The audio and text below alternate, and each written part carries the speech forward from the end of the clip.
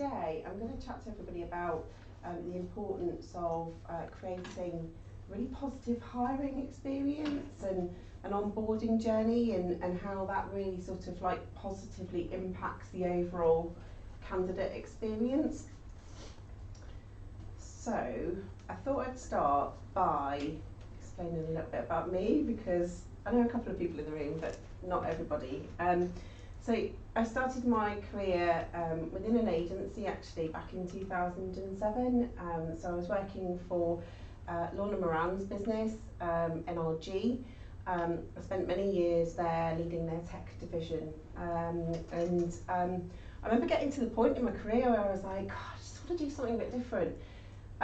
So I left there after 6 years, and I got the opportunity to go to Alpha BT to go and set up their RPO. At the time it was run by Advantage, and I'd never really had an experience in an RPO world, but absolutely loved it and did loads of stuff, set up their IT shared service over at the Coram Business Park. And then when I left there, I went to Jackson Hogg and went to go and set up some smaller RPOs regionally, and it was across all sort of STEM industries, so it was engineering, scientific, IT, technical related organisations. And today I'm leading talent engagement over at Opencast.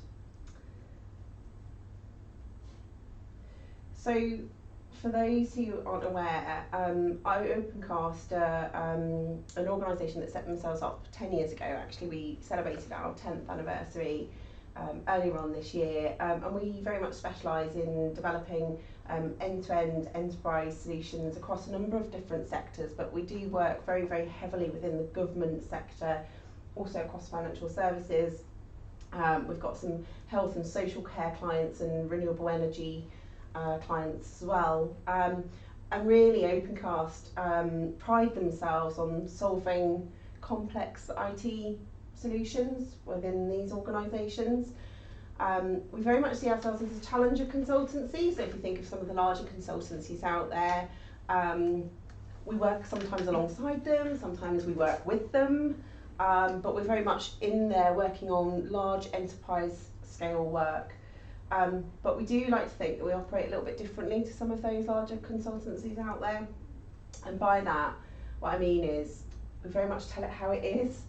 And we're very, very passionate about what we do. We're a team of talented practitioners who ultimately want to leave our clients in a better place than when we first found them. And this, for me and for the business, is why hiring like super talent is really important to us, and they're essentially what make our business what it is now. So over the past couple of years, so I joined Opencast just over 2 years ago, and when I joined the business we were a headcount of 80. We are approaching a headcount of 450 by the end of the year, so it's like huge growth, in particular this year. And I remember back when I first started, so Carl Shovlin was our MD at the time, and I remember meeting with him in the first couple of weeks, and he said, Lorna, if you could hire like 4 people a month, we'd be really, really pleased with that. And in my head I was thinking, like, that's straightforward, I reckon I can do that.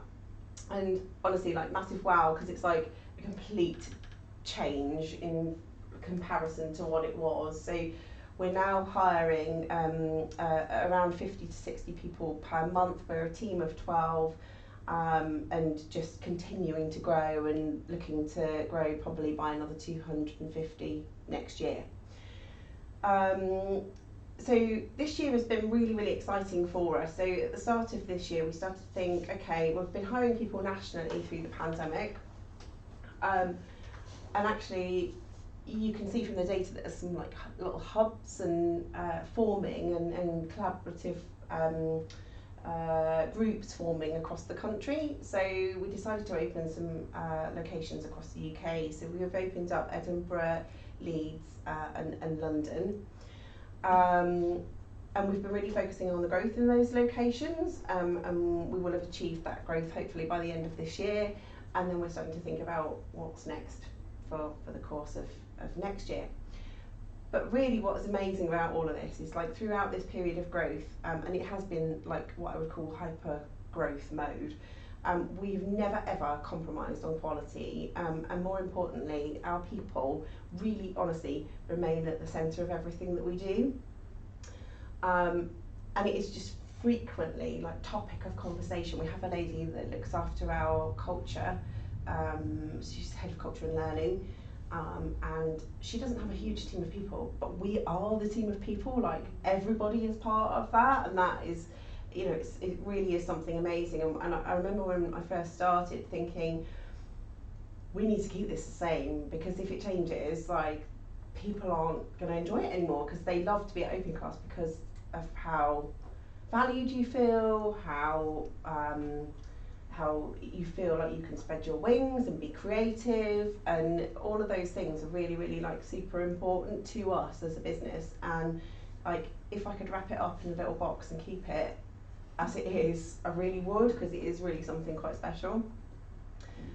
So yeah, hopefully you get a feel for like the importance of culture at Opencast, and it really, really is. And I'll explain a little bit more about it later. So I'm going to chat to you a little bit about how to build a better recruitment process. So again, when I started Opencast, we had a recruitment process, but it wasn't fit for scale at all. It was it worked and it was okay, but there was just so much more that we could do about it. I thought I'd share with you some like techniques and ideas without giving too many secrets away, and just kind of like sharing with you what we've done, and in particular in today's market, it's like completely shifted, because the dynamic between candidate and organisation has changed entirely. So historically it would be like, okay, we're this wonderful organisation and we want to hire these people, and why should you work for us? But actually it's not like that anymore. Like, you have to really go out there and sell your organisation and show people what you're all about, and open your doors and let people see what it's like before they join your business.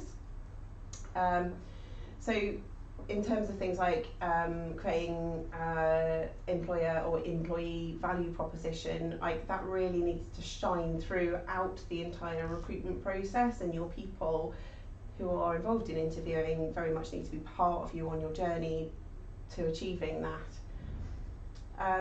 Taking a people-centred approach, whether that be internally or through the hiring process or whatever it is absolutely like very much key to making sure that people are very positive about what happens from the moment that they click a button on the to apply for a role with you. You need to be able to create a process where people feel connected and informed, and that's really, really key, even though you may have lots and lots of applications coming through. It needs to remain human, if you like, throughout that process. And also like being very, very clear about the process as well. We've found so people can prepare, particularly like when we're trying to recruit from a diversity and inclusion perspective, and making sure that everybody feels like things are transparent and they know what they're heading into. Because after all, like, you're not trying to trick candidates. Like, you're not trying to, like, you know, you want people to do well and you want to be encouraging. So actually that sort of feeling of openness, where actually this is like a really open process and you can prepare and you can be ready for it, is like been really successful for us. Yes, so this is Ed's bag. So get your scheduling sorted. My goodness me, right, so this for us was such a challenge.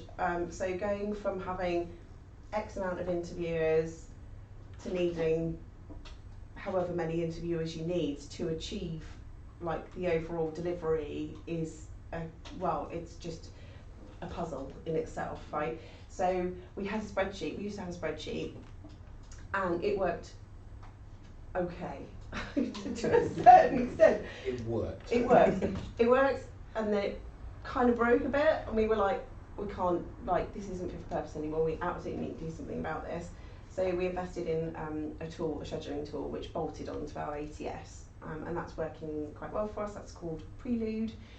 We had some problems with implementation, which was a challenge for us, but we've overcome that now. So we now no longer have a spreadsheet, and we have a system which coordinates diaries and things, which in itself is quite challenging when you're in a consultancy, because quite often your interviewers are operating on client laptops, so the diaries aren't actually like up to date and things like that. So it has presented us with some challenges, but it's better than the spreadsheet.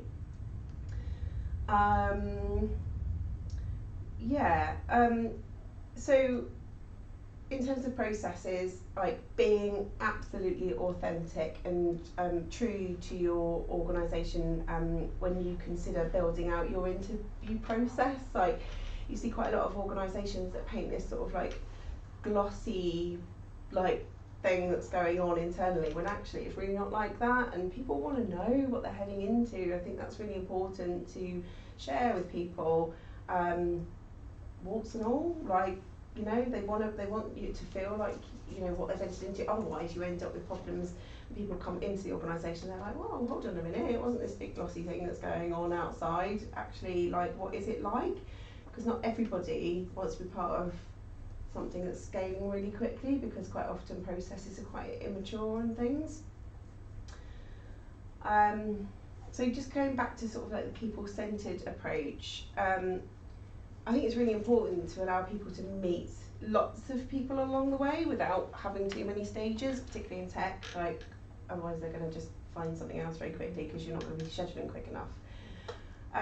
But make sure that they're meeting a variety of people, again from an ED&I perspective. Like, you want to make sure that your panels are like really like considered, and that that you've got enough diversity within that panel, and that always two people are present within that. We very much try and steer from the process being transactional, and it feeling like a tick box exercise. Like for us, it needs to be relating back to the authentic side of Opencast again, very relaxed, very informal, very conversational actually. But we do behind the scenes have quite a lot of like structure that goes on, and competency framework and things like that we've recently delivered. The other point is very much choose your interviewers wisely. Not everybody is cut out for interviewing, and actually these are people that are going to be selling the dream and are acting on behalf of your organisation. And so we've been using a 2 shadow and reverse shadowing sort of training program. We do have a separate values training program going on at the moment, and we will have technical training soon in relation to our competency framework. But the getting people sitting in and watching interviews, and then them like hosting the interview and running the interview and somebody else watching it, has worked quite nicely for us. But what I would say is, like, do keep an eye on that, because what we found is some people do change over time, and actually, like, some people that you think are really like culturally great and doing a super job sometimes shift slightly.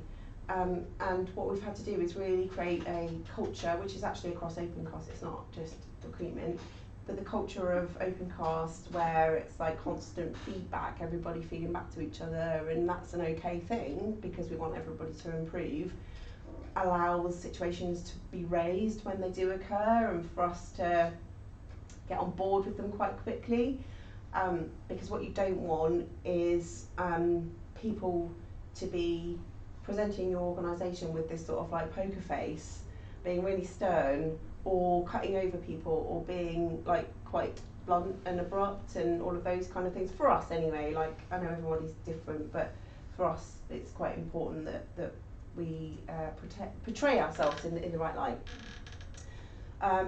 because it can damage a brand, and it could be ultimately be the reason why somebody declines an offer. They could think, what on earth, like I really don't want to work with that person. So yeah, so that's really important to us. So now we have over 100 people in our business trained that can either take part in a values-based interview or a technical interview. That's like, it's loads, right? Obviously we've got nearly 400 people, but it's lots and lots and lots of people. And we want people to be part of it, but like I say, we do need to be quite cautious around making sure that people are okay and ready and trained with it. The other part is like consistency in the process as well. So for instance, does the journey for your business analysts feel the same as a journey for a developer? And so there will certainly be differences from a technical competency perspective, but does the values part like really align? Are they feeling the same when they come through the process? And this is definitely something to think about and something that we've had to consider. Yeah, so I think that's kind of pretty much what I wanted to touch on from that perspective. And I just overall think that providing people with that positive experience, whether they narrowly miss the mark or they've really got something to work on, giving them that feedback is so important. We're really, really lucky actually, because we've got a group of professionals who give us quite detailed, like from a hiring manager perspective, give us quite detailed feedback, and we're able to give that to our candidates, and candidates really appreciate it. Like, it's something that's tangible that they can go away with, rather than something a bit wishy-washy and a sort of fob off. So we give as much detailed feedback as possible, and we ask people to think about and reconsidering apply once they've gone off and thought about those things or got some extra experience or training in those areas. The other part is, I don't know what everybody's experience here is of data and applicant tracking systems, but it's been quite tricky for us to get some like decent data, and it's something that we're definitely working on at the moment. We've got a data and MI team that really do help support us with that, but overall really, like as a TA team, we absolutely need data to help inform our decisions on situations that occur in different stages of the process. We want to look at, like from an external perspective, how is our candidate attraction strategy working for us? Is the traffic heading in the right direction? Like, is it increasing through some of the work that we're doing through marketing activity externally, and really linking that in? And that's really quite important for us to see that sort of like positive incline. Also looking at the conversions between interview stages. Is there much wastage going on? What can I do to shift that around and make that better so that we haven't got so much wastage going on? And looking at the health of our pipelines as well. Have we got enough coming through of certain skill sets in order to meet the demand of the business and the organisation? We look at time to hire as well, to make sure that we're getting people through the process quick enough and that we're not leaving people waiting and hanging around and losing people. And quality of hire is also a really big one, as I referred back to at the start. It's a really tricky one to assess. It's such a, what do you relate it to? And one of the things actually that we've started to think about is our EMPS scores. So we use Hive, and up until now we've never really used Hive from a kind of looking at quality of hire perspective. We're thinking about utilising it for sort of early post onboarding stage to assess how engaged people are feeling. Do they feel like their role is what they thought it was going to be when they were, when they came through the interview process? So that's one of the things that we're certainly looking at the moment. So, just looping back on the values assessment, living our values and hiring people who hold a similar set of values is what I believe sets us apart and makes us special. And we've worked really hard as a team to implement these values throughout our recruitment process, and so we very much live them as a team, which is where I believe that the engagement starts. So I'm going to show you and share a video with you that talks through how we went about creating values at Opencast this year.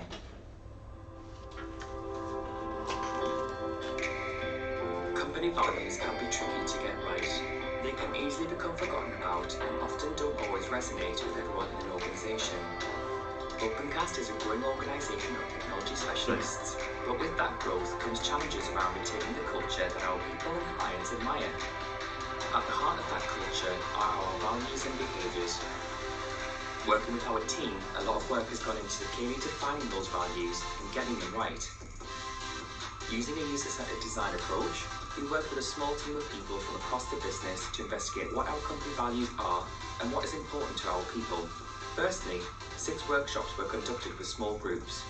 They each took part in a number of activities using Miro. Included in the 6 workshops was a separate session with service leads and senior leadership. Having such a mixture of people involved meant insights were captured from those recently joining to those who have been at Opencast for years. Different levels of experience and people from every part of the business, including admin, recruitment and operational staff, were part of these workshops. During activities, team members shared what they value inside and outside of work, and with that, what behaviours they would exhibit and expect others to within Opencast. After these workshops, the team conducted an analysis and some key themes emerged from what they shared. Things like, people want to do the right thing and make a difference within their project, that they are treated as individuals, that they are appreciated and feel empowered working at Opencast, that they are part of a big community that is inclusive and respects equality, and that Opencast is transparent, not big on hierarchy and allows job autonomy. A detailed report was produced and the team began distilling the insights into a draft set of values. They also considered the internal and external behaviours that would be expected for each value. Then, follow-up workshops were conducted with a number of people, once again from each discipline, to validate the draft values the team had come up with. In these workshops, the team produced their own timeline about their experience to date working at Opencast. They shared stories, both positive and negative, that helped solidify the values. In particular, the behaviours that underpin their stories and values they felt were being exhibited at that part of their Opencast journey. The team reconvened again to analyse these final insights and concluded with great results. Opencast now has 5 company values that have been fully informed by our people, so the team can have an understanding of what is expected of them and from their peers, and also what Opencast can expect from them as individuals. So, the 5 values are: build trust, enable people, work together, do the right thing and make a difference. These are embedded into everything within Opencast, right through from recruitment to offboarding.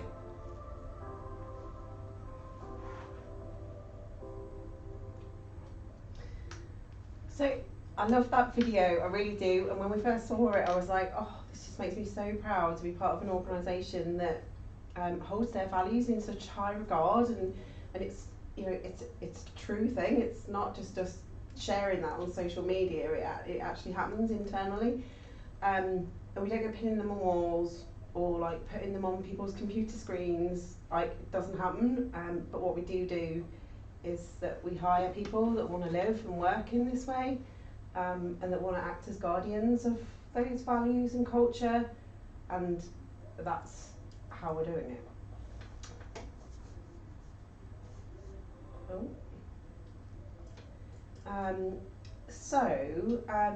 This kind of links in with the human piece, actually, the whole sort of pre-boarding stuff, which is quite cool. And for me, I attended Recfest earlier in the year, which was like amazing, really good, and so like inspiring, loads of different talks and stuff. And there was a talk about pre-boarding, and I never had really like considered it as like an actual like part of the process. It was like, and I was like, oh my goodness, this is actually like one of the most important parts of the process, and actually like what are we doing about it ourselves. Like, if you think about it, you've got the person you want and they've accepted, like verbally accepted the role, but in today's world there are so many things that can happen that might hinder them joining, and that's why for me it becomes one of the most important parts of the process. And I actually think in a lot of organisations it can tend to get a bit forgotten, because you're like, yes, got the person, moving on, and like you have to sort of like keep that bit going and flowing. So they might have other processes going on in the background. They might have multiple offers. They do have multiple offers. Like, it happens. You might get trumped. Like, they might come, some other organisation might come along and come on with a much better offer and package and, like, you know, working life or whatever. Or the lovely employer that they're currently working for suddenly thinks, like, oh no, like, what on earth are we doing? We can't lose this person, and then the counter offers come in and things like that. Or person just suddenly just genuinely has a bit of a wobble. So for me, like, making people feel super secure is really, really important. I know it sounds pretty obvious, but like, it's really daunting when people leave their safe space from where they've been for, you know, a period of time to go somewhere new. So for us, like, helping our new person get really excited about coming to work for our business, inviting them to socials, using tools to help kind of, I suppose, G them up and get them into the I can't wait to start zone is, like, really, really important. And I think this will help in turn raise levels of engagement.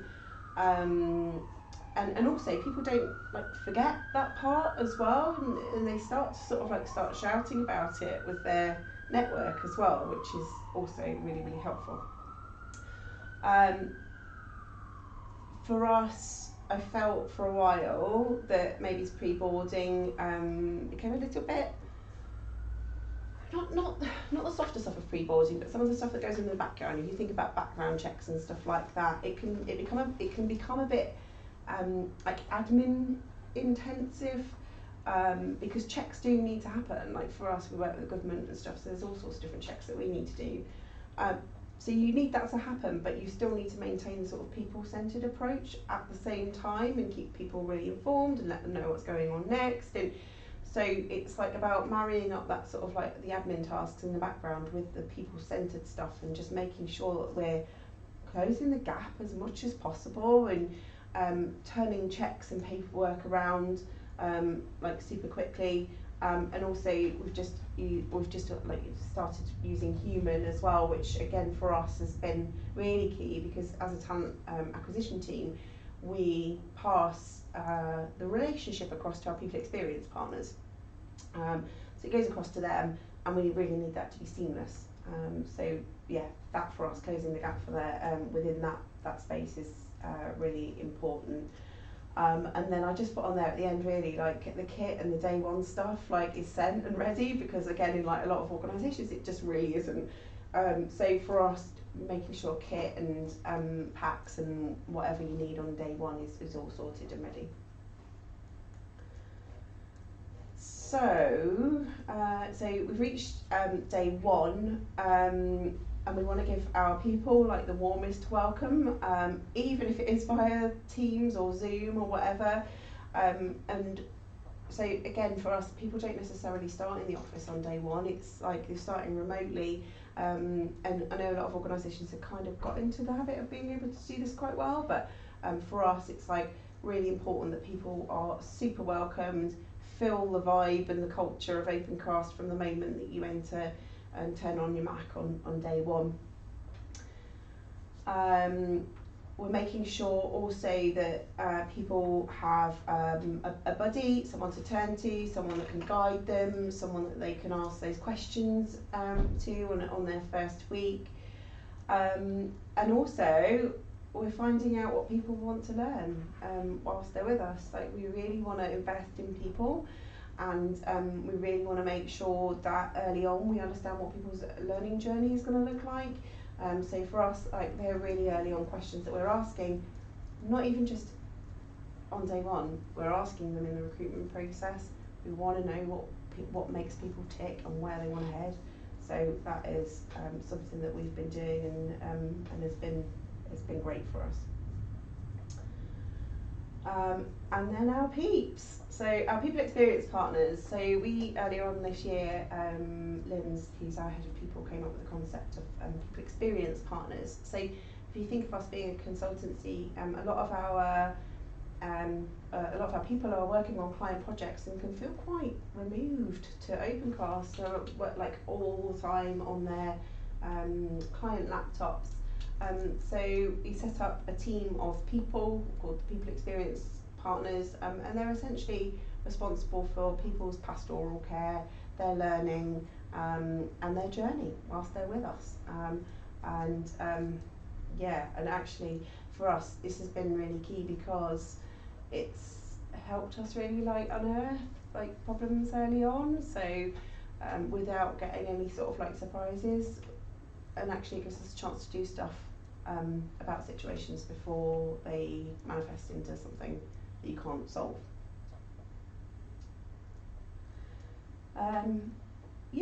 So just a couple of takeaways really. For me, like, it's all about the people-centred approach. Anything I can do to make sure that we are people-centred, agile. It is like, honestly, for us, it's never going to be perfect at all. We're scaling so quickly and trying to sort out processes in the background.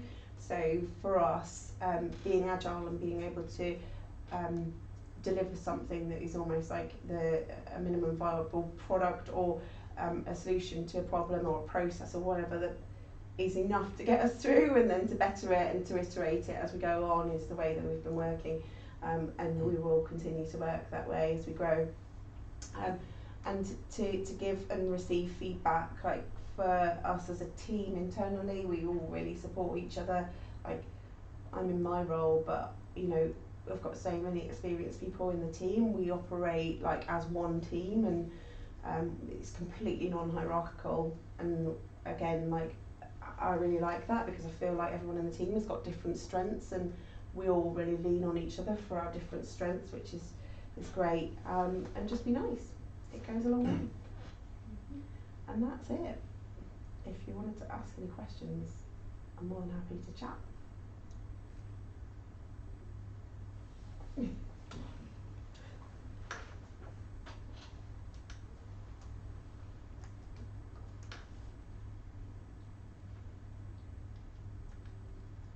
What would you say your biggest challenge has been from a scaling perspective? I think it's probably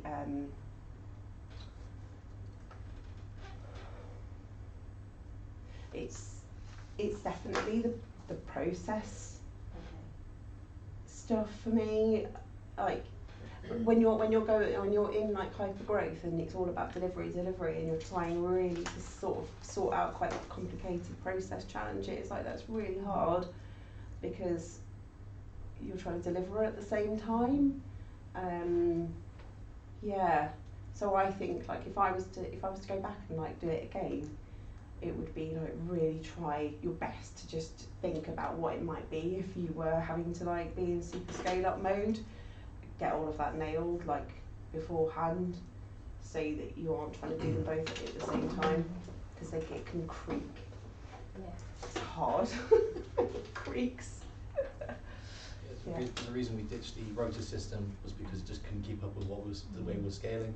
So, you know, by changing to that new system, we were able to handle a lot more interviews. So you say we got like 50, 60 people being hired a month, and the amount of interviews you've got, candidates you've got to go through in that process is just a huge amount. So making sure we had that infrastructure in there to be able to support that capacity and to have the interviewers trained up, ready to support that growth was a huge part of the process. And it took a little bit to get right, but we got there in the end, and now things are quite smooth at the moment. Touch wood, I've just jinxed it, but it definitely improved as we kind of got into the swing of it. Yeah, it did. I mean, you're right, because it isn't just sort of like process stuff. It's like making sure the people are ready to support it, and even though we're maybe not using all of the people right now, like, they're there. So if we need to like scale back up again, which will probably happen at some point next quarter, we're there and we're ready, and it's sorted. Yeah. And how did you engage people in wanting to be part of the recruitment process if you've got 130 and something trained? What was your... Yeah, okay, so this is also quite hard actually, because people have got their day jobs, and actually it's quite time consuming interviewing. So we split it. So we have core functions, which is anybody in sort of like finance, people team, anybody non-technical basically. They're all our values interviewer community, and everybody is invited to do that within reason. And then the technical interview community is tougher and actually gets more complicated now that we've got competency framework, because now we're thinking, right, okay, so we're hiring a lead and therefore we need to now match our lead up with like a lead interviewer, and so it starts to become even more challenging than it was before.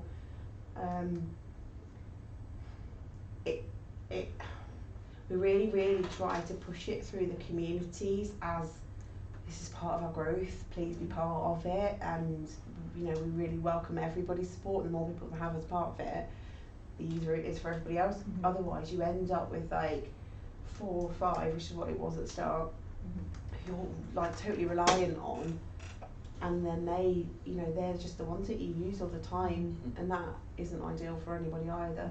So you kind of open it up and then Open it up, encourage, speak to, and also like people, I think if people are approached about these things as well, they feel quite flattered. You think, oh no, it's quite really nice that I've been asked to do this. So I think sort of by approaching people individually as well has been quite useful for us.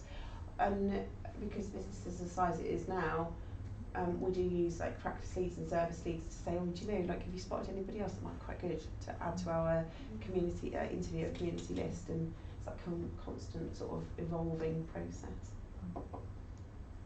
Yeah. Anything else?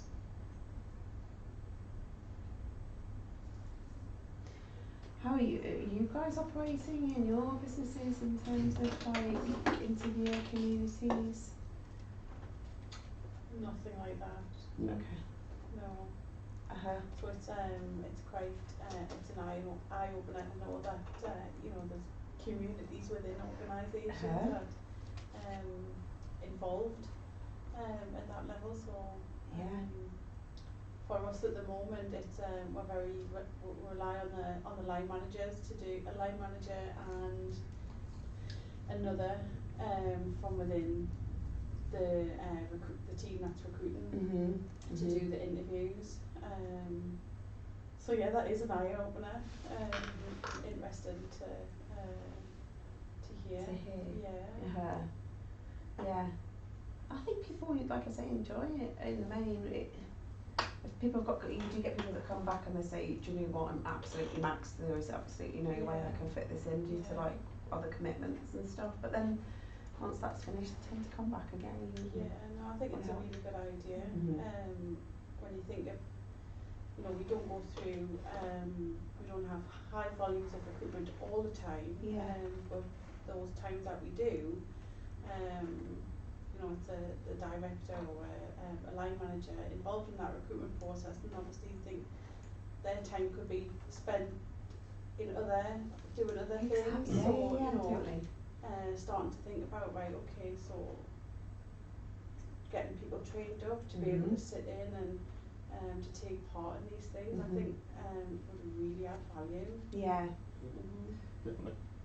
Does it, well, if you think about like a hiring manager's like diary and it just being completely booked out because of interview process, it's just it's hard. It is, it's full on. You've got to build up trust though, I imagine, because if you're a non-hiring manager, if a non-hiring manager hires someone into a team, they have to trust that person to make that. Oh, you don't. I know you're not hierarchical, so it's not. No. Yeah. No, we're not. Yeah, I never thought of it like that actually. It's hard. So at the moment we're trying to build a process where. So you've got that many people interviewing. So you say we've got like a software developer community interviewing, doing the first stage, and then like some other folk doing the second stage of one technical, one values person. And then at the end of the process, you need somebody who hasn't been in that process at all to be able to make an informed decision on the hire and the level and stuff by reading through notes. And this is the bit that we're going through at the moment to make sure, particularly now we've got competency framework, that there is enough evidence to read through to align them to that framework, which is like the next step for us. And with all this process, what's your average time to hire? It's really difficult. It's difficult. It's different for different practices. Okay. Some practices are slightly longer. So it's probably about 70 days, including like actual hire. So the moment that they apply to like come through the door. Yeah. But it definitely does vary, because like in architecture, for instance, like quite a lot of people have got 3-month notice periods and things like that, whereas like others are much less. Yeah, but it is all about, you've got to be so quick. We really struggle like with at the end of the process, sometimes with like decisions and trying to just get those decisions made, and then all of a sudden you've got somebody else offering, and it's quite challenging. Do you do technical exercises for your? Yeah. So how do you balance that with being quick? Because obviously a technical exercise slows things down, doesn't it? How do you balance that out? So technical exercise is part of the process, as in like it is a first stage, as opposed to, I know some organisations will do like here's a scenario, go off and fix it, come and talk to us about it, or something like that. We do an exercise for developers, which is like first stage, and that is one of the communities where we've got a lot of people that can do that exercise now and can host, and then we as a recruitment team we take part in that, just from a welcome, we're Opencast, and sort of sitting there just in case there's any sort of like obvious values kind of scenarios that come out. But we try and turn that around quite quickly, and then just decision is made there and then as to whether or not they've met that. But it's not a test. It's how do you work around this problem, and Okay, so you do it in the room. it's all virtual. It's all Oh, Teams. yeah, In the room. Yeah, it's all virtual, and then afterwards it's has this person met what we need to, and then they progressed forward or not from there. Yeah. Do you not get to do like a task on a certain programming language and that sort of thing? You don't do that? Yeah. You do that? Yeah, now? that's what it is. Oh, That's what it is. Yeah, like an exercise. It is that, and we tend to not do it in their language of choice either. Oh, See how they deal with that. And you do that live during first stage interview? Yeah. It's like a live session for about an hour to work through the problem. Yeah. That's quite good, that, because I think we've done it before, where you email them something and get them to return it, and you always get a drop off because someone goes, "Oh, I couldn't bother to do that." Yeah. So Yeah. you know. Yeah. So we We've had a couple of those. Isn't it? Yeah, we do. Like Yeah. everyone, but People are generally, I think the feedback on the like exercise is pretty positive. Like people find it quite interesting, like because they get to see how it would be working with one of our developers. So we're all consultants leading these exercises, and they get like the details beforehand. They have to download some software and stuff, and then the exercises run. as you say, it's not like a test. You know, the interviewers, they do kind of guide and talk for you with the process and kind of bounce ideas off them, and because it's obviously a language you don't always understand. So we're not trying to catch them out. We just want to see how they react to those situations. So they guide them. We try to make it relaxed as possible. Yeah, so it's and nice. like they can use Google and stuff. Like we're like, oh yeah, it's fine. You can Google stuff. It's not like it's not a test. So it's like how do you interact? How do you problem solve?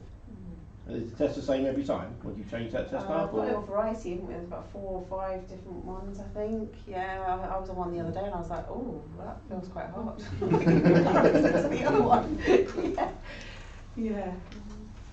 Is someone can download those tests? Is it? Are you going to share them with us, or are they confidential? They are Opencast tests. Yeah, so I think they were created by our developers. Yeah. You see me for an interview next week from the staff. Then. you know why I'm there. Here's the test. 10 minutes. There's quite a few out there though. Like I don't think. What do you guys do?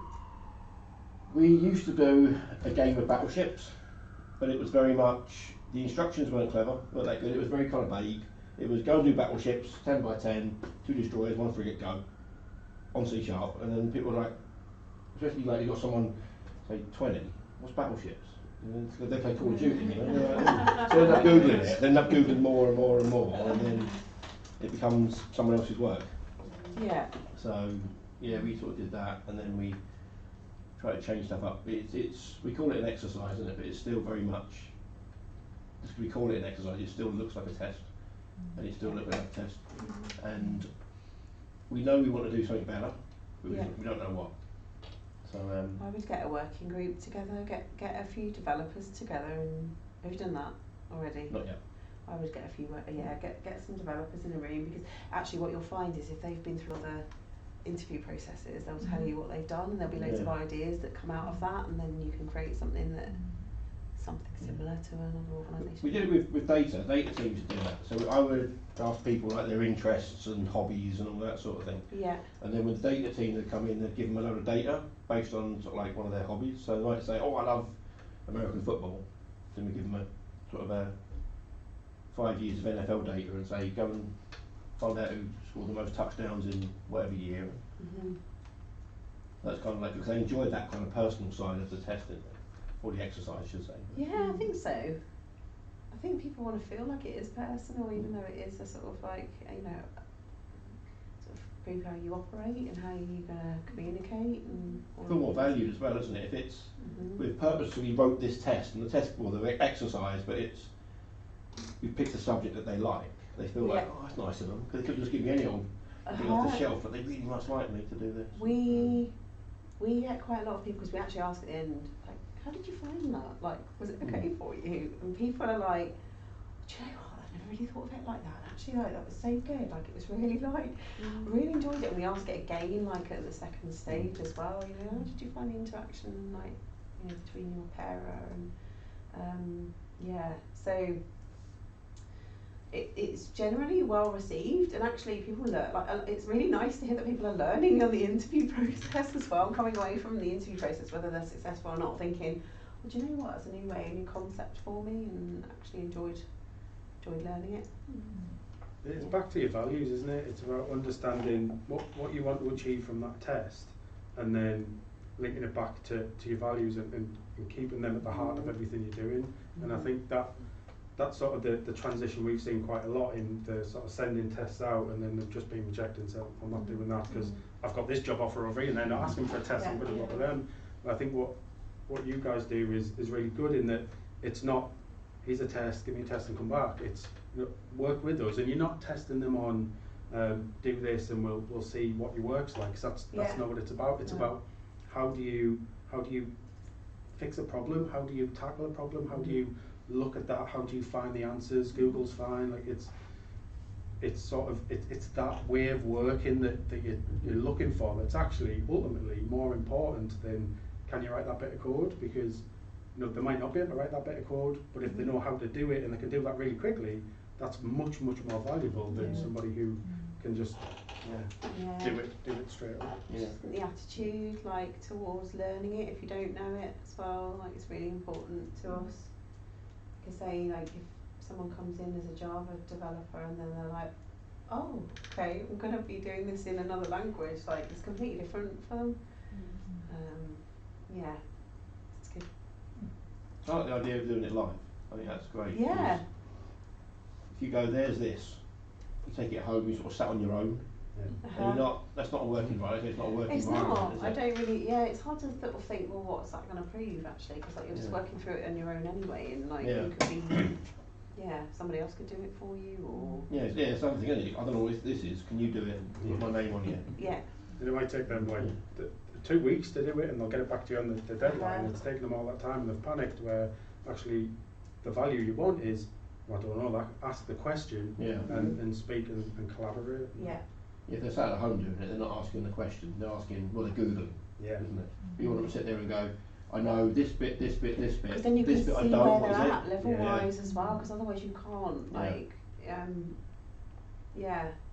it really helps us sort of gauge people's understanding of the level that they're at, and then it helps inform the next stage of the process and which level that they go into and how we assess them competencies at the next level. Correct me if I'm wrong, not everyone finishes it, do they? Oh no, And, no, they still go on yeah, to the loads next of people don't stage, finish it, yeah. Say it's no It's not about pressure. finishing it actually, we say Yeah. that, Method. yeah. Alright, that's good. Yeah. Thank you. No worries.